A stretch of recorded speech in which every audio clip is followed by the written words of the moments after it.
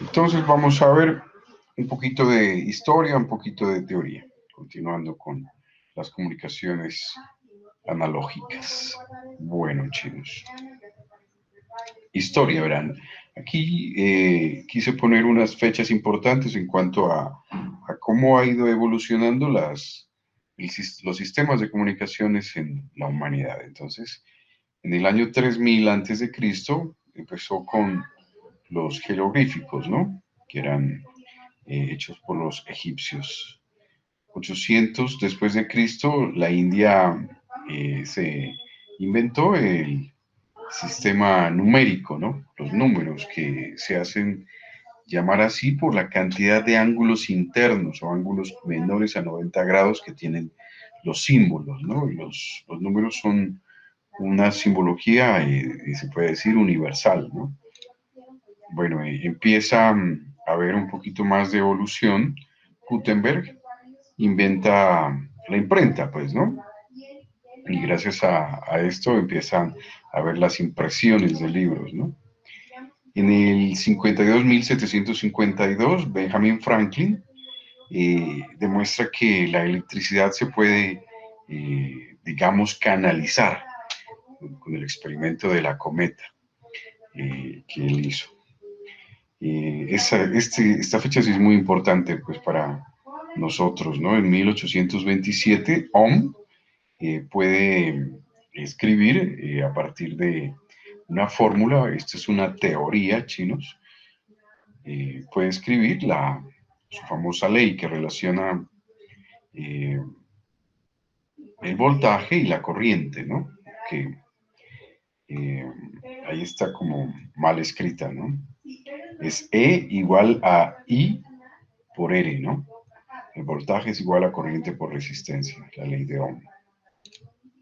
Bueno, en el 34, Gauss y Weber empiezan a construir un primer sistema de comunicaciones que es el telégrafo, electromagnético en este caso. Cook y Weston, como el puente de Weston, construyen el telégrafo que no solamente es electromagnético, sino también es eléctrico, más bien es eléctrico. Listo, Morse, de acuerdo el señor que se inventó el nombre que lleva el código que lleva su nombre más bien, empieza a transmitir señales telegráficas a través de una línea de, entre Baltimore y Washington.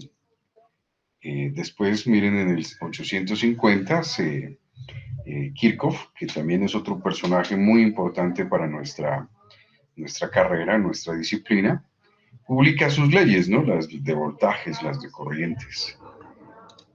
En el 1858 empieza a cablearse de forma transatlántica. ¿Qué significa transatlántica? Que atraviesa el Atlántico, ¿no? El Atlántico es el océano que separa América de Europa, ¿no? De África. Bueno, que después de 26 días falla, chinos. Pero en el 1864, Maxwell propone las leyes que llevan su nombre, ¿no? La teoría de la radiación electromagnética. Es muy importante para los sistemas de comunicaciones, ¿no? Las leyes de Maxwell.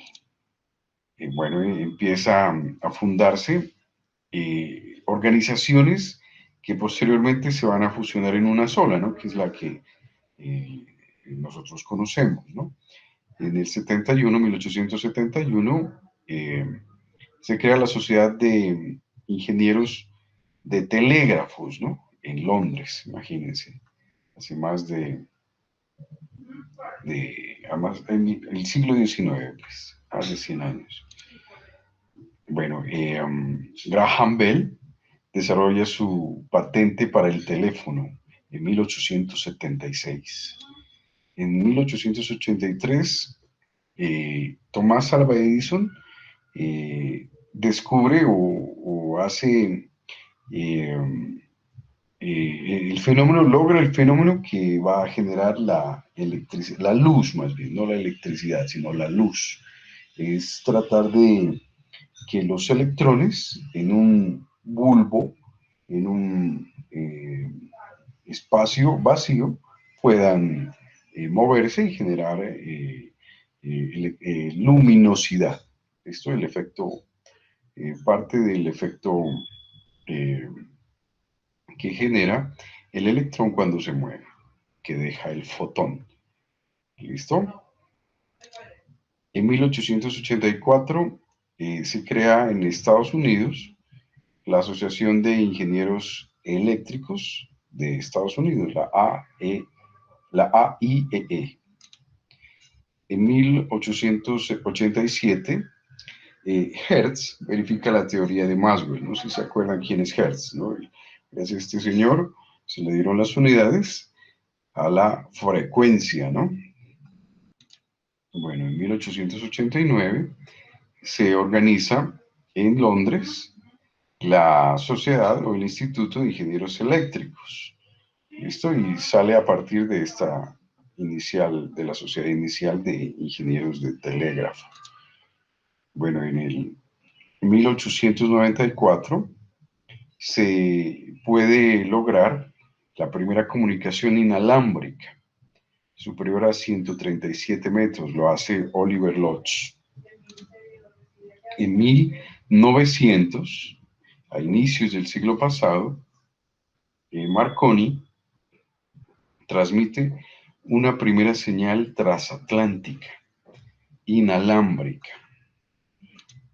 En 1905, Fresden transmite voz y música a través de radio. Bueno, en 1906 Lydie Forest inventa un amplificador de tríodos, de tubos de vacío, que es como decir, el papá o el origen, ¿no? El que dio origen a la electrónica moderna, ¿no? Con el transistor, que casi 50 años después se inventa, pero gracias a los tríodos se pudo generar amplificaciones, ¿no? De señales y se pudo hacer radios y televisores posteriormente. Los tubos de vacío todavía existen, ¿no? Televisores, radios de tubos. Eso es muy barraco ya arreglarlos, ya son parte del museo. Los abuelitos, los bisabuelitos suelen tener. Bueno, en 1907 se forma la Sociedad de Ingenieros de Telégrafos, pero inalámbrico. En 1909 se establece el Instituto de Comunicaciones Inalámbricas en Estados Unidos.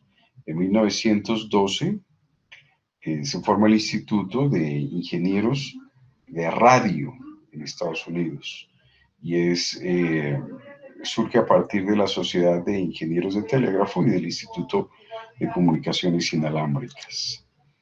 En 1915, Bell completa una línea telefónica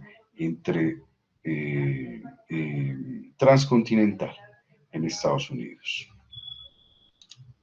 En 1918, Edwin Armstrong inventa el circuito heterodino y el de recepción superheterodino. ¿Qué es heterodinar? Heterodinar es simplemente modular, muchachos.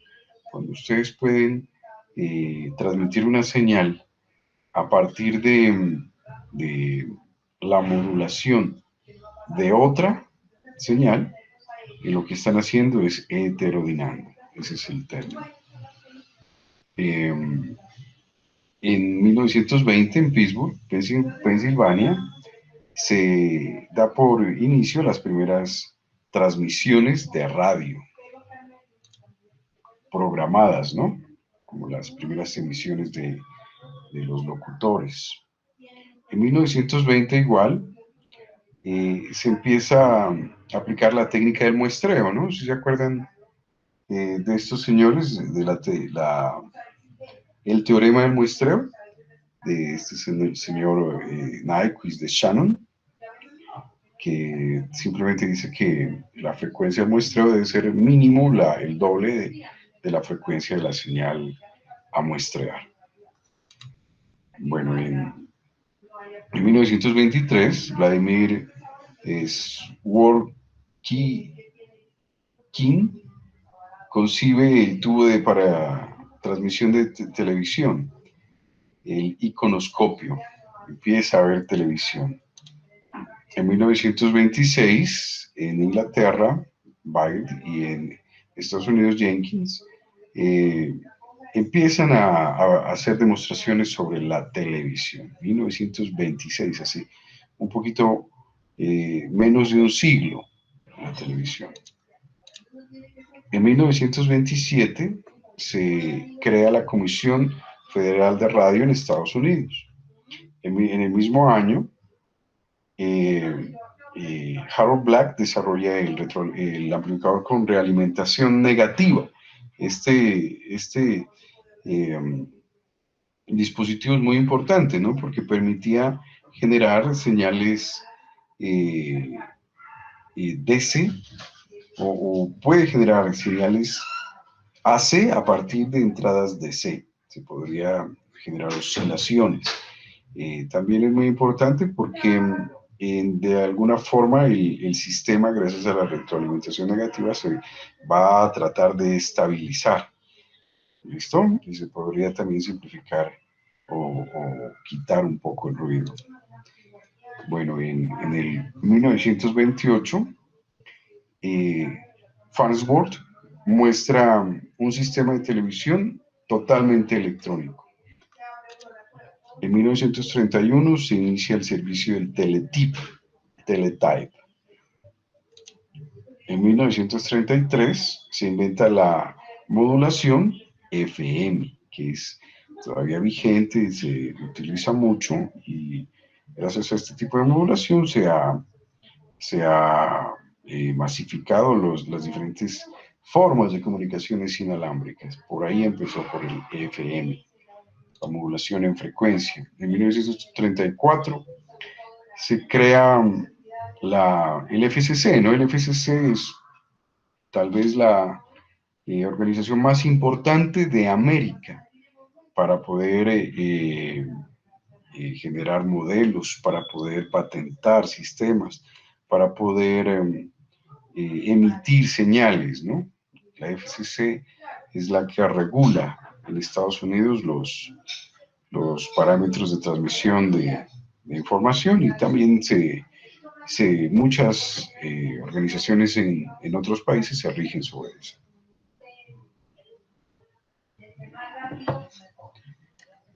En 1935, Watson Watt se desarrolla el primer radar, ¿no? Si saben que el radar se ha utilizado para detección de obstáculos en el camino de dispositivos que teóricamente, de sistemas que teóricamente están ciegos, ¿no?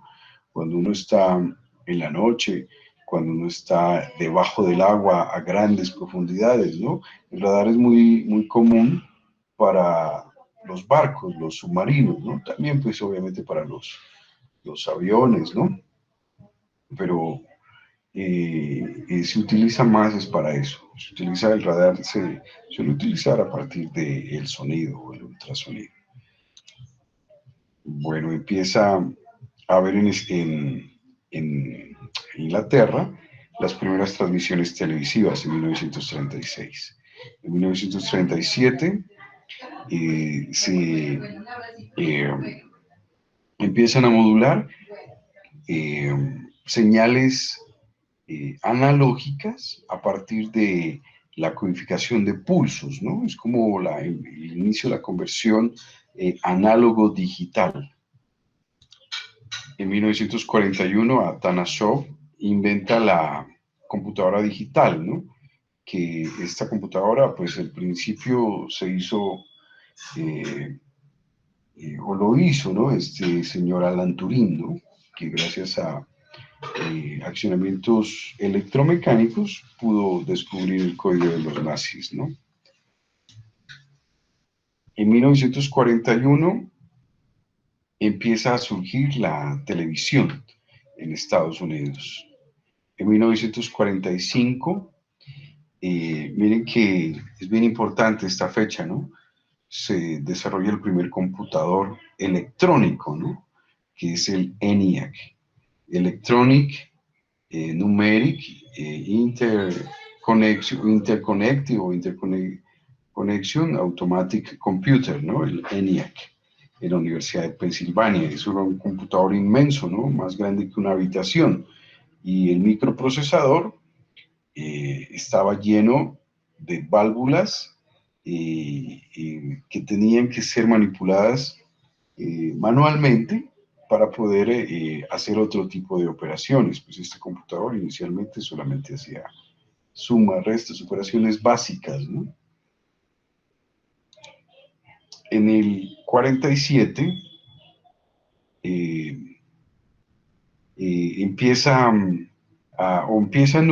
empieza una era de la microelectrónica, ¿no? Este señor Shockley, en los laboratorios Bell, en conjunto con Barden y Bratian, descubren o hacen funcionar el transistor, que viene de la palabra de transresistor. El transistor es capaz de transferir resistencia, ¿no? Ustedes recuerdan que en un transistor, cuando le ingresamos en un bipolar, por ejemplo un BJT, en emisor común, cuando se le ingresa una corriente chiquita, es capaz de sacar una corriente grande, ¿no? Entonces, lo que se está haciendo es transfiriendo resistencia. Eso es un descubrimiento importantísimo, un invento importantísimo en la humanidad, porque miniaturizó la electrónica. De pasar del triodo, que era un poco grande y trabajaba pues con los tubos de vacío, al transistor hecho a partir de semiconductores, ¿no? Del silicio, del germanio.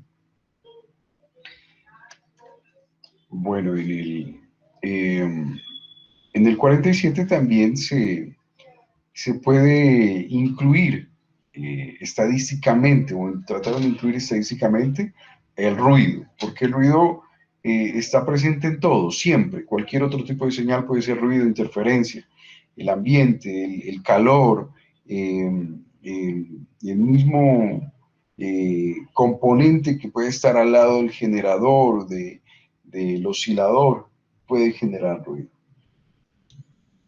Miren que en el 48 Shannon introdujo la teoría de la información, la formulita que vimos en la clase pasada, ¿no? Este señor logró relacionar la frecuencia en Hertz con la capacidad del canal que viene en BPS, ¿no? Obviamente son directamente proporcionales, pero dependen de la ganancia que tenga la señal.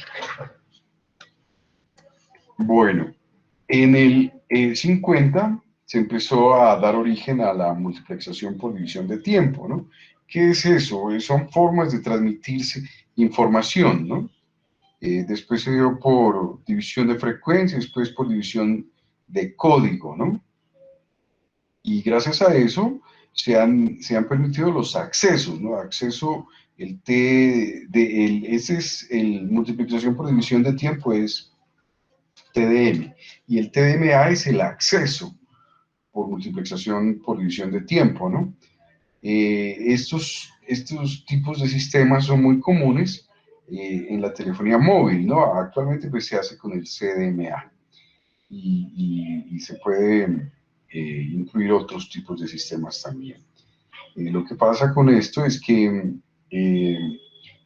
por ejemplo, en la multiplicación por división de tiempo, el canal, si nosotros tenemos un canal, para transmitir varias señales, se lo multiplexa. ¿Cómo se lo multiplexa? Pues le asignan sincrónicamente unos tiempos para que puedan estar enviando muchas señales. Después de que haya sucedido una, se envía otra y así otra. Entonces, si se tiene una sincronía muy buena, se pueden enviar muchas señales. La multiplexación por división de frecuencia es que a un canal que tenga una frecuencia grande, por ejemplo, un canal de FM que tiene un ancho de banda de aproximadamente 20 megas, 20 millones de hertz, se puedan transmitir señales de AM, por ejemplo, o señales más pequeñas, señales de voz. La voz, por ejemplo, se ocupa aproximadamente 8K. Entonces, ¿se imaginan ustedes cuántos canales de voz se pueden transmitir por un canal de FM comercial. Entonces tocaría dividir los 20 millones entre la frecuencia de la voz, que pues ya muestreada se utiliza como si fuera de 8K. Y eso a un numerito grande, ¿no? Suponiendo que sean 10K, serían aproximadamente 20.000 dividido entre 10 da 2.000. ¿Listo? Entonces, 2.000 canales se pueden transmitir simultáneamente si se utiliza la multiplexación por división de frecuencia. Bueno, sigamos. En el 50, en la década de los 50, se empezó a popularizar el teléfono y los enlaces de comunicación en microondas, inicialmente terrestres, microondas terrestres. En el 53 se introduce el formato a color del NTSC en Estados Unidos. Si recuerdan, ustedes se han dado cuenta que hay otros formatos, el formato PAL, por ejemplo, ¿no? Que creo que es europeo. Bueno, en el 53 también, miren que se introduce un primer cable telefónico transatlántico con 36 canales de voz. Podía transmitir 36 señales de llamadas telefónicas simultáneamente. Actualmente, ¿cuántas se pueden hacer? Pues, billones de llamadas simultáneamente. En el 57, la antigua Unión Soviética lanza el primer satélite terrestre, ¿no? El primer satélite. De igual manera, el Sputnik 6, como la vacuna para el COVID, es la primera nave que llega a la Luna, ¿no? No fueron los primeros que llegaron a la Luna, no fueron los gringos, fueron los rusos, los soviéticos, pues los rusos son, bueno, que también se le decía a Rusia, los soviéticos que llegaron, pero sin tripulantes. Los gringos sí llegaron pues con gente. Bueno, en el 58 empiezan a publicarse la tecnología láser, ¿no? Que el láser es un acrónimo, ¿no? Que se puede variar la amplitud de una señal y gracias a eso se podría como crear cierto tipo de, o más bien tratar de eh, eh, organizar la señal de luz para que se pueda dirigir de acuerdo a como uno desee. El láser en las películas pues, de las guerras de las galaxias, que fueron muy populares inicialmente en el 71, bueno, en el 71 creo que fue la primera, en esa década hicieron que la ciencia se desarrollara hartísimo, ¿no? Y pues como uno creería, eh, eh, en esta época deberían haber armas láser, ¿no? Que como en las películas, con un disparo pueda quedar la persona por lo menos inconsciente. Y eso todavía no se puede, ¿no? No se ha logrado que a uno le puedan llevar de forma inalámbrica como un cierto tipo de señal eléctrica de gran potencia, como un teaser de esos que electrocutan, pero de forma inalámbrica. Entonces, si es mucho, lo puede matar, si no es tanto, lo puede aturdir y lo deja listo. Bueno, miren que en el 58 surge el primer circuito integrado, ¿no? El circuito integrado surgió de conectar varios transistores en una misma oblea, ¿no? En una misma encapsulación, ¿no? Gracias a eso, pues, se hizo más chiquita todavía la electrónica. Eh, actualmente, pues el circuito integrado más importante que hay es el microprocesador, ¿no? Eh, es la obra cumbre, diría yo. Pues, de la electrónica actual, lo que más ha importado e importa todavía es el transistor, pero la obra cumbre que sigue y sigue mejorando, evolucionando, es el microprocesador, que es como una especie de analogía a una parte del cerebro humano. Pues. Miren que en el 58 también se hace también el microprocesador, pero de silicio, ¿no? El anterior era de germanio. El silicio es mucho más abundante, ¿no? El silicio lo encontramos en la arena, pues, ¿no? El vidrio, pues, es hecho de silicio y si se pudiera organizar de mejor manera, el vidrio perfectamente puede ser un panel solar, ¿no? Eh, pues yo creo que hacia allá pues tenemos que ir, ¿no? En el 61 se inician las transmisiones de FM en Estados Unidos. En el 62 Estados Unidos tiene su primer satélite, el Telstar 1, ¿no? Y puede transmitir señales de televisión pues, a Estados Unidos y Europa.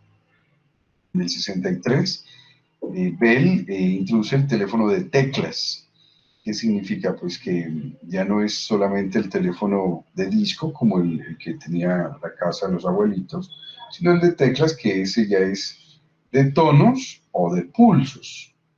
¿Listo? En el 63 se crea, miren, la organización más importante para la electrónica, la IEEE, ¿no? Miren que a partir de varias organizaciones previas se funda la IEEE. Del 63 al 66 se empieza a desarrollar toda la teoría de la detección y corrección de errores, ¿no? Esto, todo esto se hace en las comunicaciones digitales, ¿no? A partir de polinomios se puede hacer, a partir de reglas preestablecidas, una clave privada, una clave pública, ¿no? Para que el emisor y el receptor la tengan y puedan desencriptar la información y de igual manera puedan detectar algún error. En el 64 se pone en marcha el sistema electrónico conmutado de teléfono, la conmutación, es decir, gracias a como un conmutador es como una especie de decodificador, ¿no? Gracias a n líneas de entrada se puede generar 2 a la n líneas de salida. ¿Listo? Esto lo hacen, pues todavía existen los conmutadores de líneas telefónicas dentro de una organización. En el 65 se pone en servicio el satélite comercial Early Bird. Bueno, en el 68 empieza a haber televisión por cable, el famoso coaxial es el que se utiliza. En el 71, miren, otra de las fechas que son un hito, algo bien importante, ¿no? Intel, electrónica integrada, es Intel, ¿no? Desarrolla el primer microprocesador que fue utilizado para calculadoras, el 4004 que dio origen a todo un resto de microprocesadores y que estamos actualmente en los famosos Core, el Core i7, Core i5, el Core i9 de 20 núcleos, por ejemplo. En el 72, miren que se presenta, ¿no? El teléfono celular, Motorola lo hace. En el 76 empiezan a ver las computadoras personales. ¿Listo?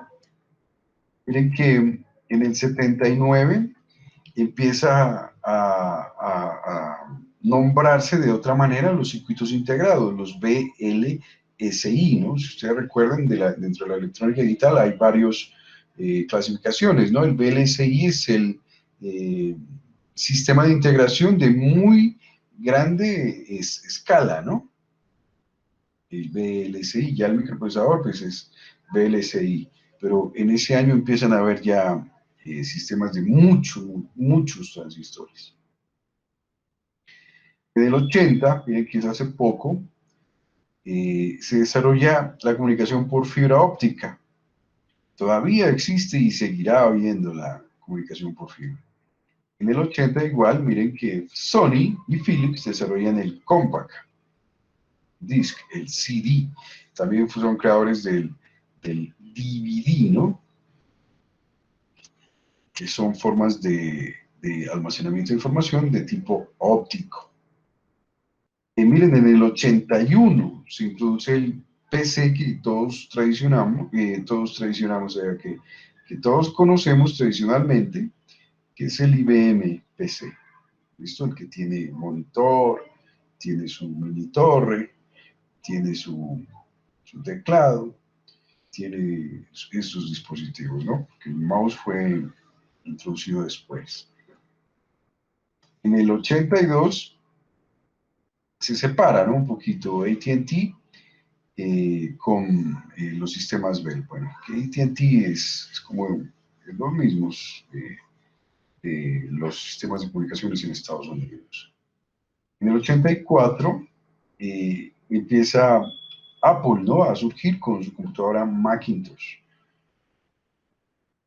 En el 85 empiezan a ver las máquinas de fax, ¿no? Que son como máquinas digitalizadoras que permitían enviar la información a través de obviamente, las redes telefónicas en aquella época y permitían imprimirlo en el receptor. Actualmente nadie usa un fax. Lo que se usa es el correo electrónico o algún tipo de red social para enviar un dato y que lo impriman en el otro lado, si es de forma inmediata, ¿no? En el 89 empieza el GPS, el sistema de posicionamiento global, ¿no? Que se hace a partir de la triangulación de 3 satélites para poder ubicar a ciertas personas, ciertas cosas que poseen un GPS. Actualmente los teléfonos celulares tienen GPS y nos pueden ubicar y bueno, eso no es que sea tan malo, ¿no? Pero de igual manera las empresas de comunicaciones solamente con la señal de nuestro teléfono podrían también triangularnos y ubicarnos. Bien, que en el 95 empezó la WW, la red mundial grande, ¿no? La WW, que es la Internet, pues puntualmente, que salió del ARPANET, y el ARPANET es la red que utilizó Estados Unidos como del Departamento de Defensa, del DARPA, ¿no?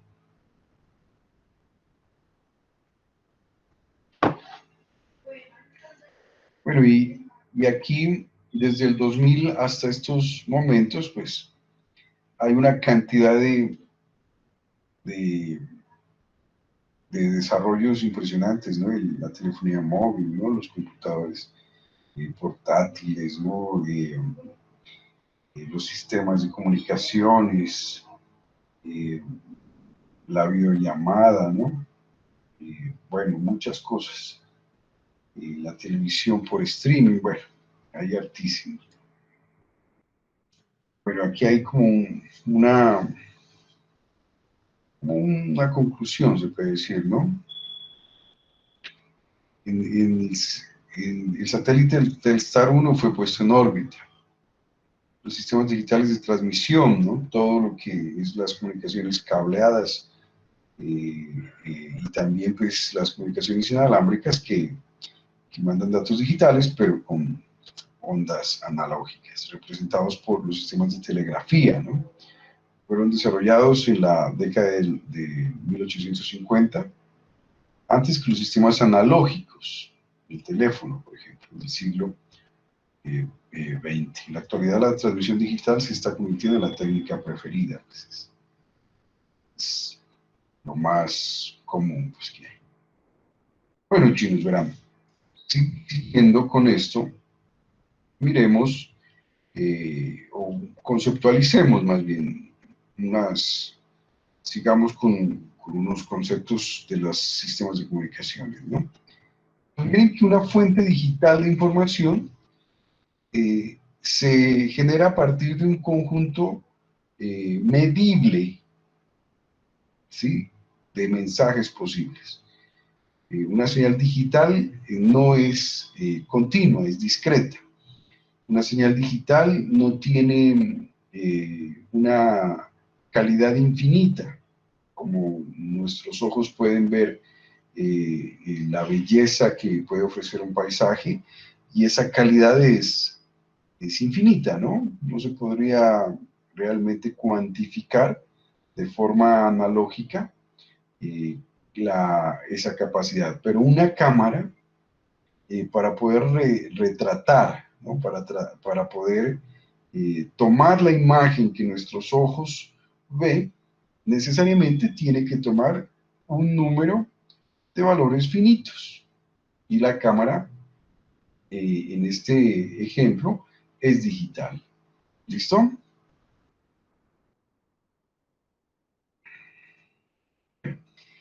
La segunda es una fuente análoga.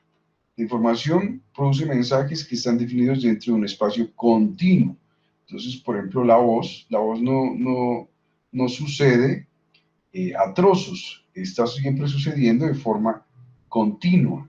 ¿Qué significa eso? Que entre un instante y en el otro, en el siguiente, ahí puede llegar a haber infinitos datos para poder representar un fonema que nosotros estamos generando a partir de nuestra capacidad torácica para poder hablar.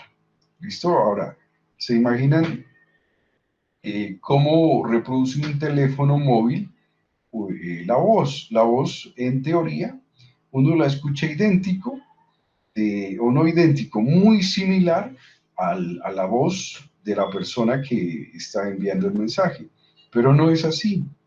La voz de la persona tiene una representación continua, es analógica, tiene una riqueza infinita en cuestión de información. En cambio, la voz que uno escucha a través de un dispositivo ya digital, eh, perdón, ya es, ya es una reconstrucción análoga de a partir de representaciones digitales que se ha tomado a partir de la señal original, que es análoga. Miren, en un sistema de comunicación digital se transfiere información de una fuente digital al receptor adecuado. ¿Listo?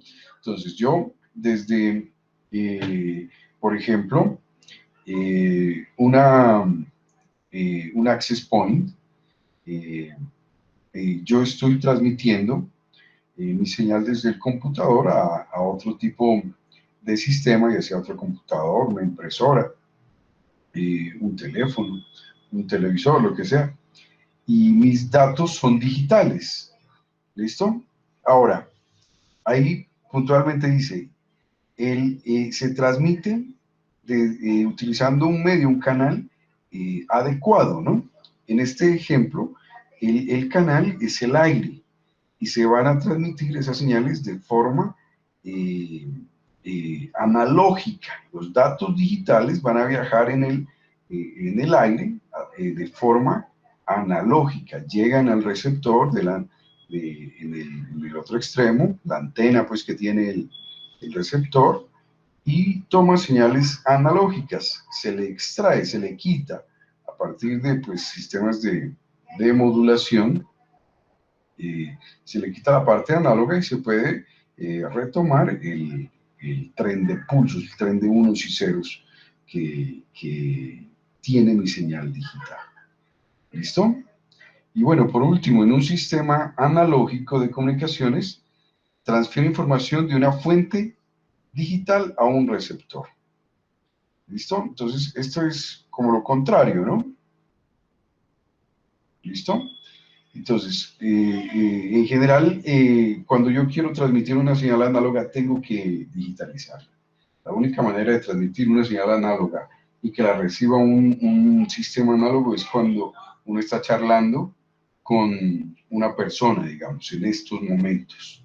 Somos dos fuentes, dos receptores análogos y nuestro sistema de cuerdas vocales de generación de voz actúa como emisor y nuestros oídos, a partir de toda la estructura del oído con las trompas de Eustaquio, ¿no? El tímpano, que es la membrana que vibra para generar los sonidos interpretados por el cerebro, serían los receptores. Anteriormente, las señales análogas se transmitían de forma análoga con la modulación AM, ¿no? Es más, todavía existe la modulación AM, la modulación FM, ¿no?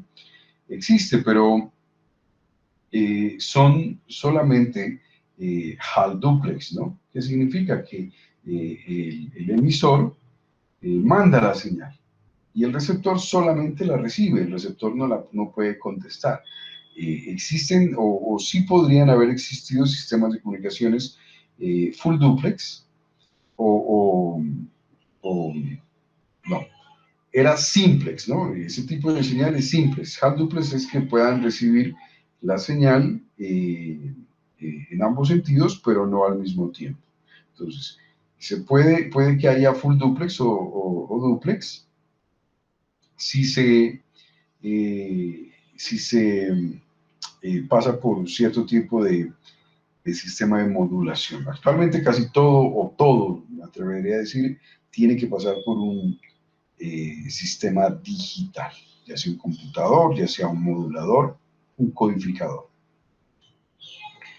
Bueno, formas de ondas, determinística y aleatoria. Entonces, a ver, pregunto ya, que he hablado tanto yo. A ver, Steven, ¿qué es una señal determinística? Ustedes que vieron ya señales y sistemas el semestre pasado. ¿Qué es una señal determinística, Steven? A ver,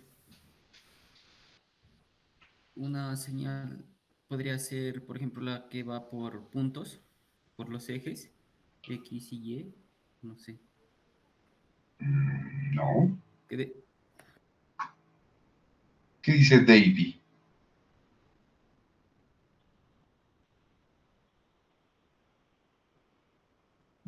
Pues una señal pues vendría a ser como no sé, una forma de comunicarse. No, no, no, no. Todavía no estamos hablando con comunicación, simplemente una señal determinística. ¿Qué es eso? Ustedes vieron eso en señales y sistemas.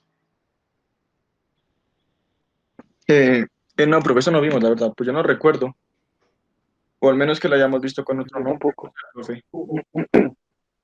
Verán, Claro. ¿qué entienden ustedes por determinar? de un valor fijo. Como un valor fijo de determinar Pruebas. algo. Que ustedes pueden saber el comportamiento, ¿no? ¿Sí o qué? Pues sí, Sí, ¿no? Ustedes, por ejemplo, tienen su moto. Si la tienen la moto bien organizadita, con todo legal, la gasolina, el aceite, bien limpio y todo eso, ustedes pueden determinar que su moto no se va a pinchar, no se va a varar, más bien no se va a varar. Ese es el punto.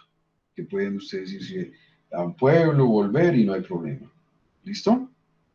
Eso es determinístico. Ustedes pueden saber el comportamiento a lo largo del tiempo, sabiendo los parámetros que están presentes en el modelo matemático. ¿Listo? Aleatorio, ¿qué significa, chinos?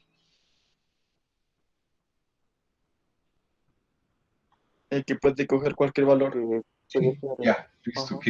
Que dentro de un rango finito de valores se puede tomar el que sea. ¿Listo? Por ejemplo, la lotería es aleatoria, chinos. ¿Sí? El evento eh, que sucede en nuestras vidas es aleatorio. Nosotros no sabemos el futuro, chinos. Si supiéramos el futuro, pues el día que uno se va a morir no se levanta, o no se come ese desayuno, o no sale a beber, nada de eso. Nosotros no tenemos nada, nuestra vida es aleatoria. ¿Listo? Pero nosotros dentro de esa aleatoriedad podemos estar en un ambiente determinístico siempre y cuando nos cuidemos. Por ejemplo, la pandemia sigue. La cuarentena obligatoria se acaba. Entonces, nosotros vamos a determinar que gracias a nuestro comportamiento hemos estado sanos. Pero aleatoriamente nos podríamos enfermar. Y nosotros no nos podríamos dar cuenta, llevamos la enfermedad a la casa, se la pasamos a un ser querido que sea viejito y puede resultar mal. ¿Listo? Entonces, lo determinístico, sabemos cómo se va a comportar a lo largo del tiempo, porque conocemos los parámetros que rigen ese comportamiento. Y no conocemos unos, conocemos todos. Si desconocemos algún parámetro de esos, se vuelve la señal aleatoria. ¿Listo? Y una señal aleatoria es que, pues, sucede de forma esporádica y no la sabemos cuando no sucede, qué valores va a tomar. ¿Listo? Entonces, bien, pues, una forma de onda determinística puede modelarse con una función de tiempo completamente especificada. Miren ese ejemplo. ¿Qué es eso, chinos?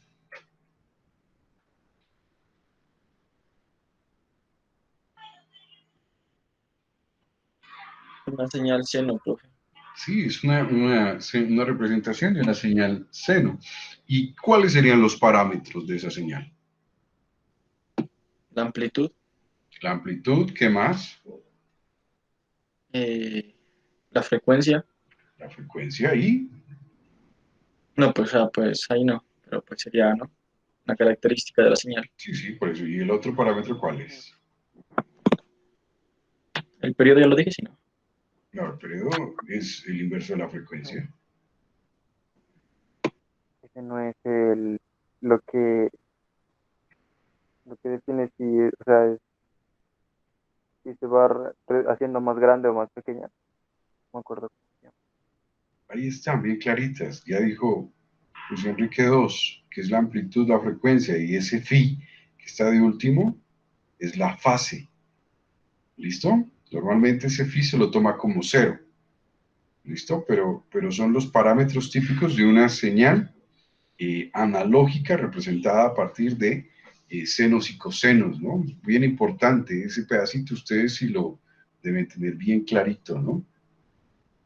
¿Listo? Si yo conozco esos tres parámetros, puedo saber el comportamiento de la señal en cualquier punto del tiempo. Sí, profe. Sí, claro. Pues Sí, haciendo la gráfica, sí. sí, claro. Ustedes le meten esa señal al MATLAB.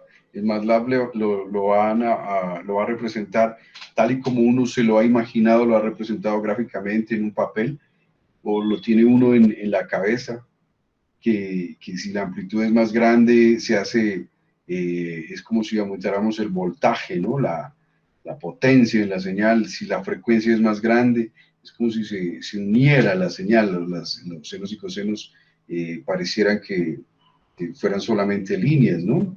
Y la fase, comparado con otra señal, esa sí necesitamos otra señal, simplemente es que está, que el periodo o que la diferencia entre los valles y las crestas son diferentes, no están en el mismo rango de tiempo.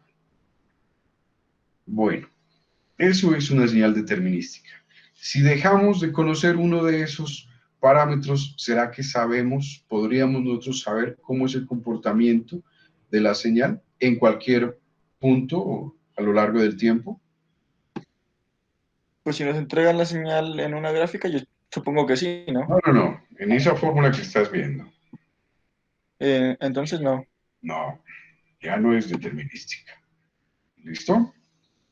Bueno, entonces, bien pues, una forma de onda aleatoria o estocástica no se puede especificar completamente como una función de tiempo y debe modelarse probabilísticamente. ¿Listo? ¿Eso qué significa? Que ya las funciones aleatorias no podemos escribirlas así tan simple como esta fórmula que presentamos ahí, ¿no? Sino que eh, toca de acuerdo a los datos arrojados por la señal, nosotros tendríamos que vincularlo a un modelo de representación probabilística, como por ejemplo la normal, ¿no? La campana de Gauss, ¿no? Por ejemplo, la chi cuadrado, ¿no? ¿Ustedes ya vieron teoría de probabilidades, chinos? No, profesor, no. ¿Hasta qué matemáticas vieron? Matemáticas especiales, miramos, Eso. pero pues no recuerdo, profe, lo de eso. No, es que en matemáticas especiales no se ve probabilidades, pues. O pues este semestre estaba mirando, profe, estadística y probabilidad. Ah, Probabilidad y bueno. estadística, perdón. Bueno, entonces van a verlo. Hay muchos modelos, ¿no? A los que toca acogerse, ¿no? Por ejemplo, la pandemia, ¿qué tipo de modelo probabilístico tiene? A ver. No, profe, ni idea. Pues apenas Es, estamos viendo, ¿no? Apenas iniciamos clase. por eso, pero es exponencial, ¿no? Ah, Entonces sí, es exponencial, claro. exponencial y es como la carga de un condensador. Sí, sí han graficado eso, ¿no? La carga de un condensador es exponencial. Y cuando uno aterriza el condensador, empieza a descargarse, ¿no? También es exponencial. ¿Y qué es lo que se espera? Que la pandemia exponencialmente se vaya atenuando y ya todos estemos contagiados, tengamos defensas del COVID y podamos seguir con una vida normal. ¿Listo? Entonces, las señales determinísticas sabemos el comportamiento en cualquier punto a lo largo del tiempo. En las señales aleatorias, no. Y para eso nosotros vamos a hacer una inferencia, ¿no? Vamos a lanzar como una conjetura. ¿Listo?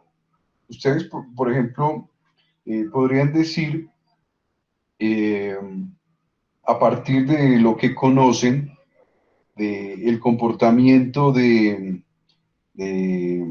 Colombia, digamos, ¿no? Del colombiano. Nosotros somos colombianos de la gran mayoría de colombianos. Que hay unos que son ricos, otros que son extremadamente pobres y ahí estamos en el medio el resto. Entonces, ¿será que Colombia en un futuro podrá salir adelante? ¿Será que vamos a estar mejor, peor? ¿Vamos a hacer que gracias a las ingenierías, a la ciencia en Colombia, vamos a ser una potencia mundial? ¿O vamos a convertirnos en Argentina o en Venezuela, por ejemplo? Eso no lo sabemos, pero a partir de los datos que podríamos estar obteniendo ahorita mismo, podríamos generar una conjetura, una hipótesis, una suposición. Y de acuerdo a eso, poder determinar el comportamiento de este país. Eso, por ejemplo, yo estoy dictando esa materia de ciencia de datos con los compañeros de sexto, y eso es una de las aplicaciones más importantes que va a tener de aquí en adelante la ciencia, ¿no? Los científicos de datos, ¿no? El Big Data. ¿Listo? Deberíamos ponernos también a estudiar un poquito de eso. A partir de datos, poderlos organizar rápidamente y poder sacar información valiosa para aprovecharnos y generar una ganancia, lucrarnos. ¿Listo? Esto se utiliza mucho en los deportes, ¿no? Por ejemplo, en el béisbol en Estados Unidos, eh, los jugadores se convocan no porque sean buenos o malos, ¿no? Porque en general el sistema de educación física, de preparación física de un deporte forma, digamos, profesionales muy buenos, ya que existan otros que son excepcionales, es porque tienen un talento natural. ¿Listo? En el fútbol, por ejemplo, Messi, Cristiano Ronaldo, ¿no? Maradona, Pelé, que son jugadores que salen, resaltan, ¿no? Pero en general, la gran mayoría somos normalitos. Y de acuerdo a la cantidad de minutos que uno ha jugado, la cantidad de pases, la cantidad de goles, la cantidad de faltas, y todo, absolutamente todo lo que puede tener una estadística, se puede generar un modelo de la persona y de acuerdo a eso se lo pone a jugar o no se lo pone a jugar. Y con eso han ganado mucho los equipos de fútbol, los equipos de béisbol en general. Entonces, miren que existe altísima cantidad de datos, ¿no? Creo que estamos por el orden de los 40, 50 zettabytes, que eso es 10 a la 18, ¿no? Es una vaina impresionantemente grande en esta humanidad, pero que hay datos que ni los sabemos interpretar, ¿no? Entonces, yo les pregunto, nosotros como ingenieros electrónicos vamos a trabajar para eh, la sismografía aquí en Colombia. Eh, ¿Cómo es que se llama? Eh, Se me fue la palabra. Ingiominas. ¿Listo?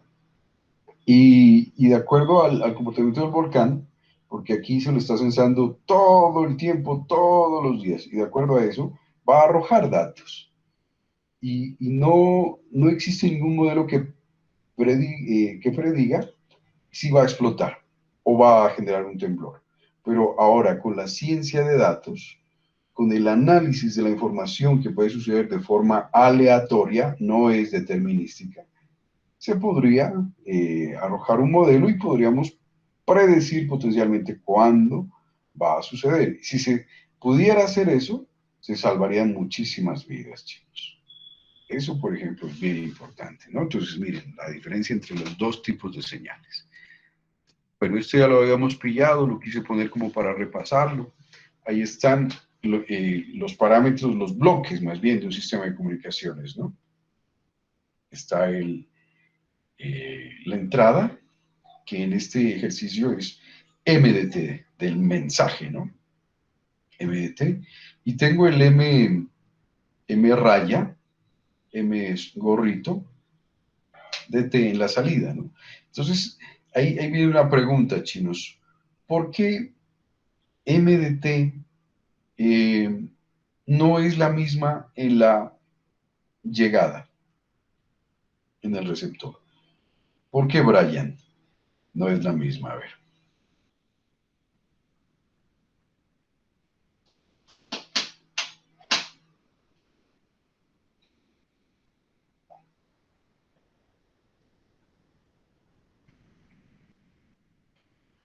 ¿Cómo no está Brian? Eso es lo chévere. Ah, no, sí está. Por el medio de transmisión, me dice. ¿Por qué Jonier?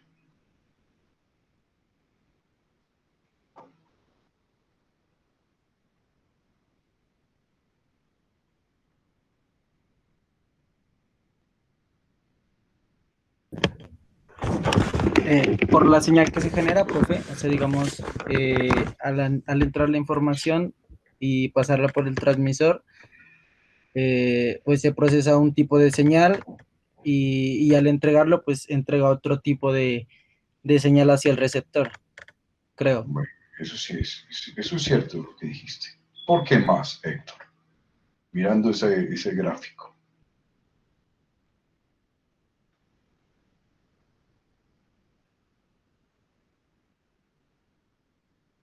Se fue Héctor. Estoy aquí, profe. Ah, bueno, dale pues. ¿Por qué, Héctor?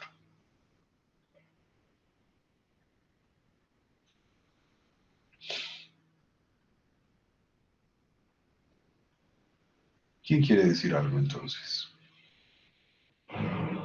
Yo, profe, yo creo que es por el ruido, ¿no? Porque si usted, También, eso si usted está mira una señal en los muy bien, osciloscopios, siempre pues tiene ruido, ¿no? Yo creo que siempre. por eso. O al menos que tenga algún filtro o algún tipo de No, es que aislamiento, ¿no? siempre va a haber ruido, chicos.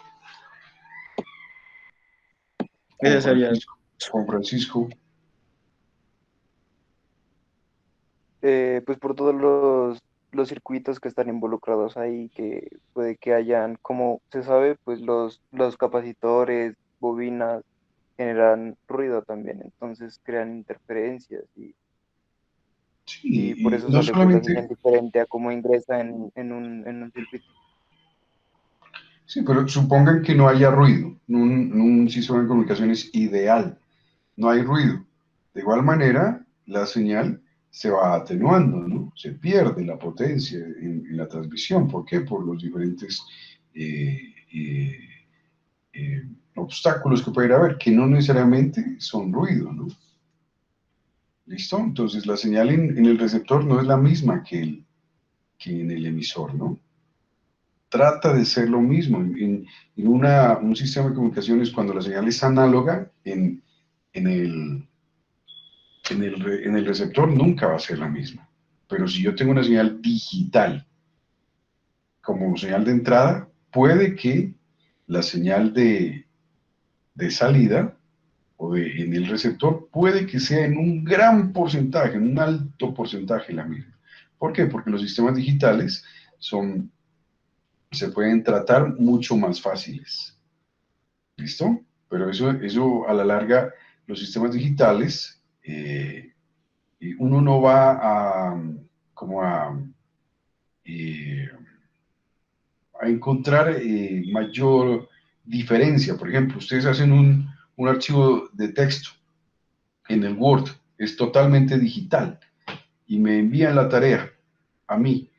El archivo, el computador lo hace, se transmite por el cable, esa señal sale eh, de forma cableada hasta el enrutador. Del enrutador puede comunicarse de forma inalámbrica hasta una antena cerca de acá de mi casa, llega de forma inalámbrica, después se convierte a cable, llega a mi computador y listo.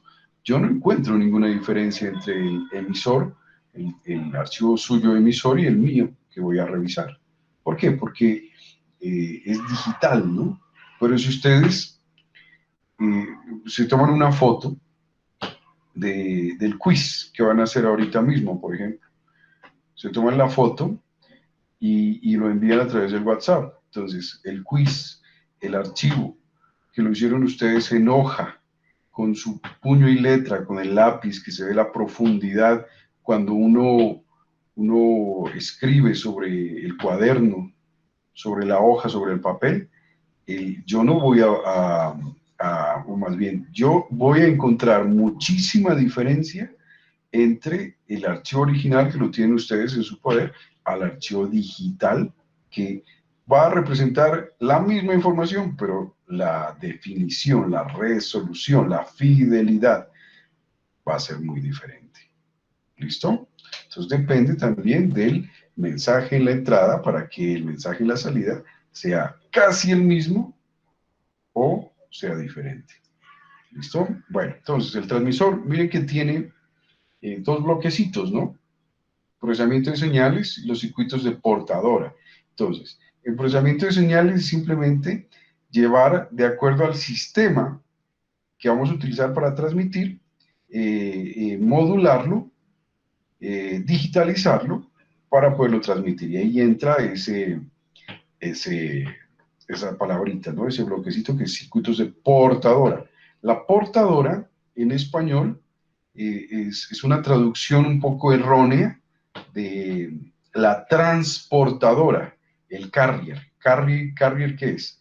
Acarreo, ¿se acuerdan del acarreo en electrónica digital? El carrier es acarrear, lo que llevo, ¿listo? Entonces, lo que transporto.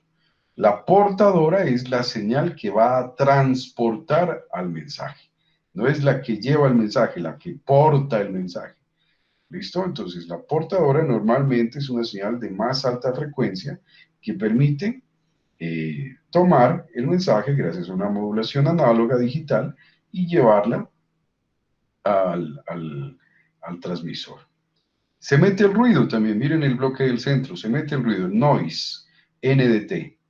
¿Listo? Y el medio de transmisión, pues lo suma. El aire, ¿no? El cable. ¿Listo? Ya sea UTP, ¿no? Y el cable coaxial. El ruido, por ejemplo, en la fibra óptica es cero, chinos. ¿Por qué? Porque la señal no es eléctrica, no es magnética, no tiene distorsión, ¿no? Tocaría coger y partir el cable y ahí ya no hay ruido, ahí ya hay pérdida de señal, pues, ¿no? ¿Listo? Entonces, llega la señal junto con el ruido, ahí se suman la S más la N y llega la R. La señal R de T llega al receptor. ¿Qué debe hacer el receptor? Quitarle el ruido, quitarle lo que uno no desea, ¿listo?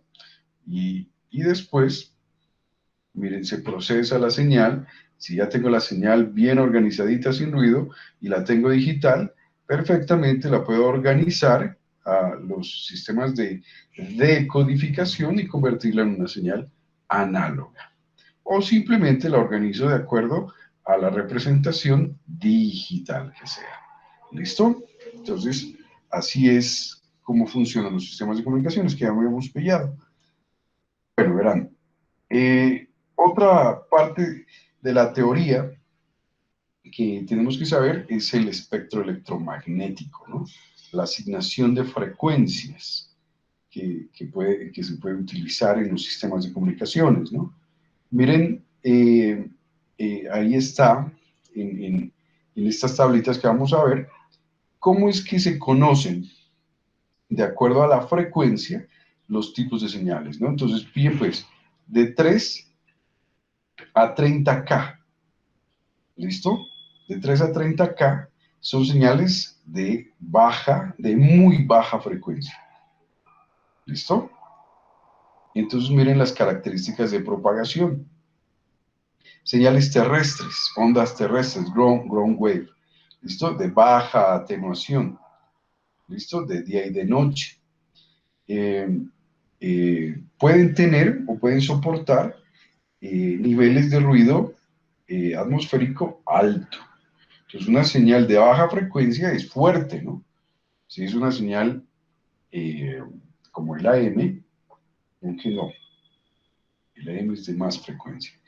Si es una señal de voz, en teoría, se puede transmitir perfectamente, ¿no? Si uno grita, tiene potentes pulmones y grita de un lado a otro, pues seguramente lo van a escuchar. Se atenúa, obviamente, ¿no? Se puede meter un ruido, lo que sea, pero igual se puede escuchar, obviamente, esa corta distancia, ¿no?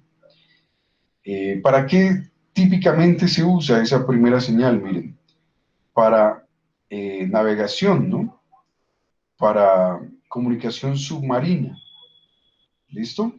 Son señales de muy baja frecuencia. Después de 300 de 30 a 300 de baja frecuencia, chicos. ¿Listo? Entonces, tienen un rendimiento menor, ¿no? ¿Listo? Y se pueden absorber en el día, ¿no? Pueden tener cierto tipo de absorción, es decir, que pueden ser absorbidos por algún obstáculo.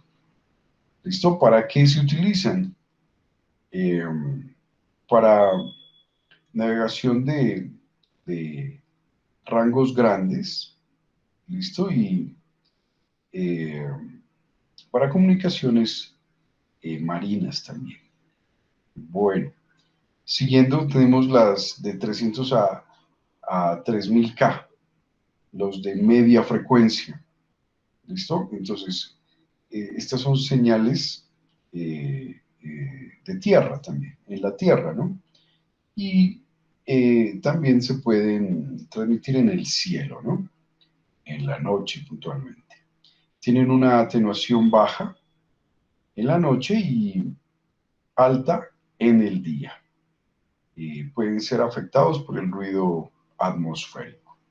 También se utiliza para radiación marítima, para encontrar dispositivos. Miren que ahí ya está el AM para radiodifusión, el broadcasting AM. Bueno, de 3 a 30 megas, ya es HF.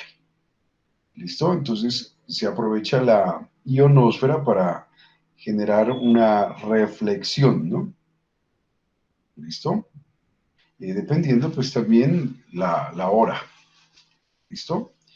también depende de la estación y obviamente la frecuencia, ¿no?, que se esté utilizando.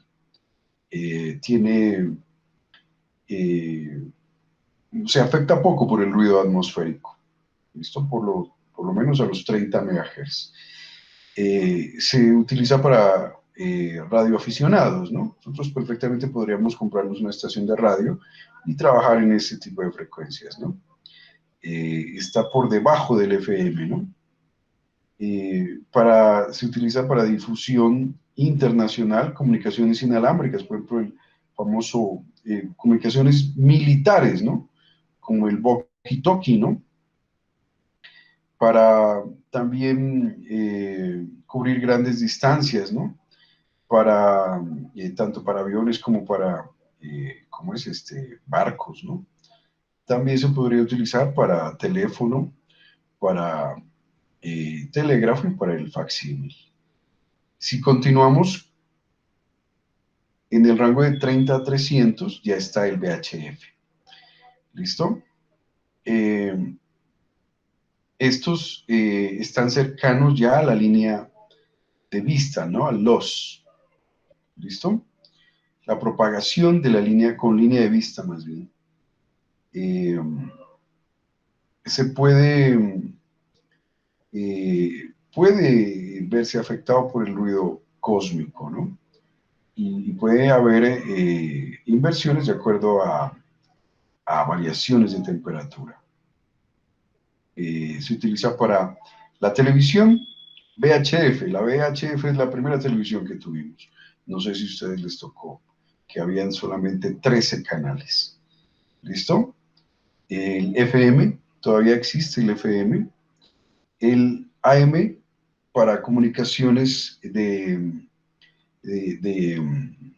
aviones. Y también pues para ayuda, ¿no? Ayuda o pedir los primeros auxilios también. Bueno, ya que si continuamos de 300 megas a 3 gigas, ya es una frecuencia alta, ya son UHF. UHF es cuando, tiene propagación por línea de vista, por el loss, y se ve afectado un poquito por el ruido cósmico. Miren que se utiliza para televisión. La televisión ya con el UHF se popularizó mucho en Colombia y en el mundo gracias al cable coaxial. Anteriormente el VHF era con cable par trenzado. Telefonía celular, miren. Ayuda para navegación, el radar, el GPS, los enlaces de microondas, ¿no?, los sistemas de comunicación personal. ¿Listo? Bueno, después en el rango de 1 a 2, de 2 a 4, de 3 a 30 gigahertz, ya existe este tipo de designación, que es el SHF, que es súper alta frecuencia. También permite la propagación con línea de vista. Línea de vista porque se utilizan muchas antenas o satélites. ¿Listo? Miren que se atenúa con la lluvia. ¿Por qué? Porque ya en ese momento las ondas son tan chiquitas, el orden de los gigahertz, que es 10 a la 9, tienen longitudes de onda de nanómetros. Un nanómetro es 10 a la menos 9 metros, ¿no? Eso es chiquitico, ¿no? Entonces, en una gota de agua, cuando llueve, se puede perder pues la señal, ¿no? Entonces, si ustedes se dan cuenta, muchas veces cuando uno ha tenido o ha estado viendo la televisión satelital, cuando llueve se pixela mucho. ¿Por qué? Porque las señales de las microondas son del orden de los gigahertz. Al tener una frecuencia tan alta, tienen una longitud de onda muy chiquita y entonces se pierde la señal. ¿Listo? Miren ahí, en el orden de los 10 GHz. También se puede atenuar por el oxígeno y el vapor de agua, ¿no? Puede tener absorción en el orden de los 22 GHz. se utiliza, miren, para comunicaciones de satélites con enlaces de microondas. Ahí hay otro tipo de nomenclatura para tener en cuenta eh, las designaciones de acuerdo a las frecuencias, ¿no? Por ejemplo, miren esa última, que es de 30 a 300, que son las frecuencias que va a utilizar la quinta generación de comunicaciones móviles, ¿no? Y que, pues, con una frecuencia tan alta, las señales serán supremamente veloces, pero también puede tener mucha, digamos, debilidad, ¿no? Poca inmunidad al ruido. Miren que se ve afectado por el vapor del agua, ¿no?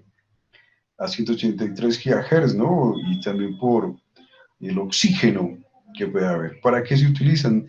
En esta tabla está pues para el radar, el satélite experimental y ahora para la quinta generación de comunicaciones móviles, chicos. ¿Listo? Bueno, si continuamos en el orden de muy alta frecuencia, ¿no? De ultra alta frecuencia, miren que están las señales de infrarrojo, ¿no? La luz visible y la ultravioleta, la luz del sol, ¿no? Se utiliza también con propagación por línea de vista y se utilizan para comunicaciones ópticas, ¿no? Obviamente, pues la fibra óptica no trabaja con señales eléctricas, sino ópticas, con luz, con un diodo emisor. Y gracias a su naturaleza, pues no necesita amplificación, no tiene atenuación, no tiene ruido, la señal llega perfectamente. Por una fibra óptica, que puede ser del grosor de un cabello, se pueden enviar creo que hasta 100.000 comunicaciones. Es una vaina impresionantemente buena y rápida, aprovechando las características ópticas de la luz y no eléctricas.